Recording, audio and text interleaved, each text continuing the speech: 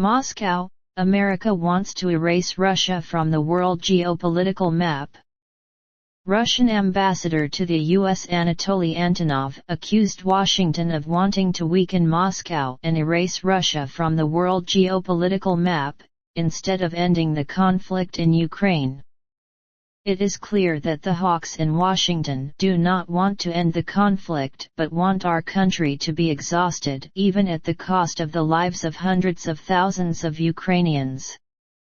Or even want the Russian Federation to disappear. Geopolitical map of the world, Russian ambassador to the US Anatoly Antonov said in an announcement posted on the Telegram channel of the Russian Embassy in the US on April 9. Ambassador Antonov's comments were made in response to U.S. Republican Congressman Mike Turner's statement that pro-Russian messages are being spread in the U.S. Congress, making support for Ukraine more difficult. The Russian diplomat added, "In America, not a day passes without accusations against our country of all kinds of crimes, but without checking the facts and presenting any evidence." According to Ambassador Antonov, fatigue with the financial burden on Ukraine is increasing in Western countries. People's fatigue with the financial burden for Ukraine is objectively increasing in the West.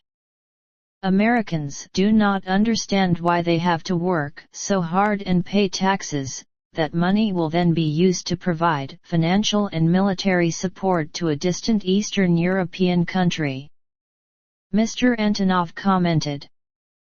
Mr. Antonov added that America is facing a series of urgent economic and social problems, and solving these problems is the top priority of the American people and politicians.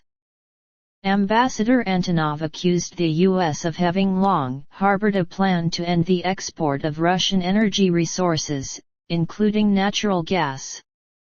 According to the Russian diplomat, this is the reason why the U.S. has issued countless sanctions. According to Castellum.ai, since Russia's annexation of Crimea, the U.S. has been the main enforcer of sanctions against Moscow, imposing more than 4,500 restrictions. Previously, Russian President Vladimir Putin said that Moscow is ready to restore official relations with the U.S. if Washington begins to respect other countries and seek compromise instead of solving their problems by means of sanctions and military power. Russian Foreign Minister Sergei Lavrov accused the U.S. of wanting to cause strategic failure with Russia, and this has strained relations between the two countries to the point of rift. He emphasized that peaceful coexistence between Russia and the U.S. can only be achieved if Washington recognizes Moscow's basic national interests, but the U.S. ruling elite still seems to deny reality of a multipolar world and still think of their own unique superiority. Mr. Lavrov stated that it does not matter if Moscow wins the 2024 U.S. presidential election because Washington sees Russia as an opponent and an existential threat, regardless of party.